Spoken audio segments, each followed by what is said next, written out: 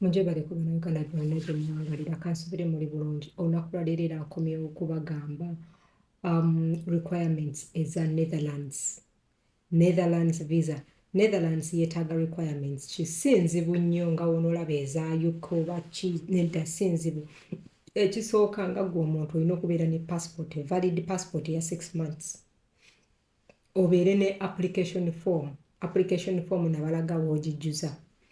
Bw'omala okubeera ne application form tosobola agenda kwembaza nga tolina application form ogimanyi ogenda ku website yaabwe then n'okola ki n'ogijjuza eyo n'ogimala olina okuba n'obufaananyi bubiri passport photos obwa kyeŋŋeeni toweekubisa obwa UK oba obwa America kyeŋŋeeni zikuba wano wati ne bwe wati ogenda n'obagamba neetaaga akafaananyi ka passport akakyeŋŋeeni passport bubo obufaananyi bubiri they need them oba okitegeera.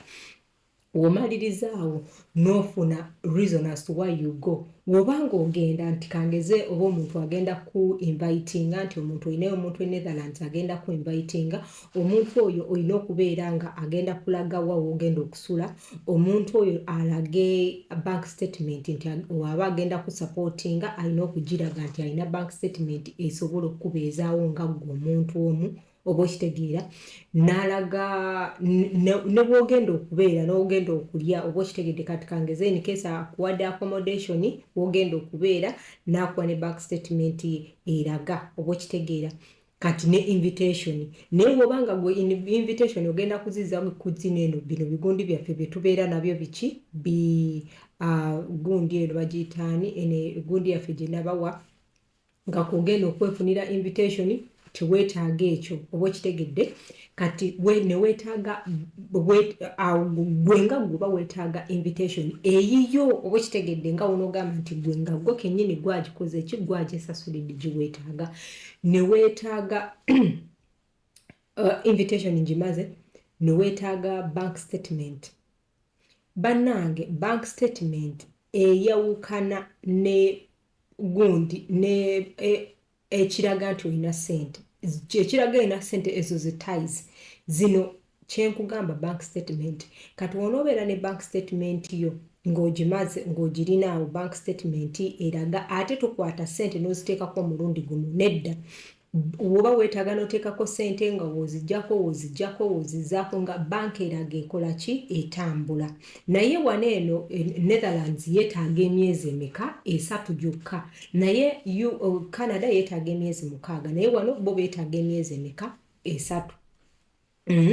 ne beetaaga ne health insurance nti insurance nga woolaba waliwo jubiri awo osobola ogenda n'ofuna health insurance eno health insurance erina okubeera nga ematchinga egira n'ennaku oba ogenda kumalayo ennaku 3 teekako insurance ya wiiki oba ya nnaku 3 oba okitegeera ekyo nkimaze kati n'ekirala proof ya accommodation bw'obanga tolinayo muntu olina okubookinga gundi accommodation you have to book your accommodation oba okitegeera kyekirala awo kati awo bwetugenda ku ties financial ties olina ebintu ebikulaga nti ogenda kudda obirina kati ezo ze ties ze financial proof oba financial means not bank statement but financial means ezikulaga nti in your country you are good. Mujjukire mbagamba nnyo ekintu kimu ti omwavu tatambula kati obanga olina kasente olina ku gundi ezo ties olina embuzi zo olina omulimu gwo olina sente zo oba okitegeera ebintu bwe bityo ebikulaga nti ogenda kuda mulamu omukimanyi bulungi abagagga by the way tebasobola kujja eno bweru ne babulirayo oba okitegeera ne bwe baba babuliddeyo abalina sente ze ate omuntu omwavu bo balaba bano abazungu ogenda kubamenya kubanga omuntu omwavu ogenda kutuula awo olabe nti ofuna akakadde oba okikubye naye omugagga ajja kwagala okukola akikube okitegeera kale kyekyo kye financial oba financial batugambe ties bwe zityo kati n'ekirala w'obeera nga oli mufumbo kwata spouse letter obanga oli mufumbo gamba bbaawo oba mukazi wo akuwandikira ebbaluwa kugambe munnange ono bba wange bwe bati ne bwe wati agenda kudda gye bayita ne bakuwandikira olina okubeera ne marriage certificate then bw'obeera ne marriage certificate yo it is not a must if you are not married it is not a must but when you are married teekako marriage certificate oteekeko ne spouse like bawo ng'awandiise ebbaluwa eya gundi nti mukazi wange agenda mukkiriza ogenda wiiki emu bwe bati kati woba olina abaana teekako ne birth certificate z'abaana bo oba okitegeera so kansubire eno video eriki useful gy'oli kati mpozi n'ekirala bw'oba nga olina omulimu teekako omulimu teekako leeta leka employer wawandiika ebbaluwa employer wagambe ono namubiru agenda kudda tumutumye ku mulimu bwe guti ne bwe guti oba agenda mu holiday ebyo ebintu ebyo kasita obikola ama 100% bajja kuwa visa pose note bw'oba olinamu bivisa by'embawarabu bajja kugamba lwaki togenda mu bawarabu no applyingira eyo lwaki togenda mu bawarabu no applyingira eyo kubanga gy'omaze ebbanga kyekiri kye nabadde mbagamba nze mpanya omuntu amagezi funa passport empya bwe kitegeera funa passport empya such that ogira woba oli student nti oli ku university osobola okuteekako ebintu bye bikulaga nti oli student proofs ebintu bwe bityo oba okitegeera oba si kyekyo okwate leeta eya university oba lecturer wo oba gundi awandika agambe no student gundi ne bwati agenda naye agenda kudda oba okitegeera so ebintu ebifaanagana bwe bityo mpozi n'ekirala travel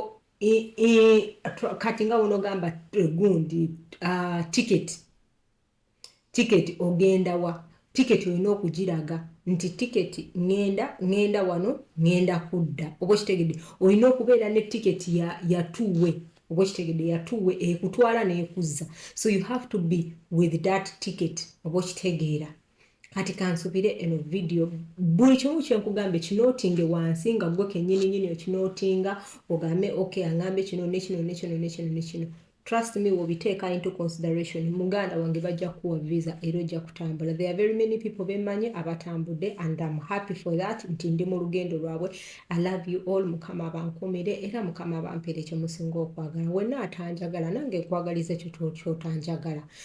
kyonjagaliza mukama abankumire mbagaliza ekisingako I love you all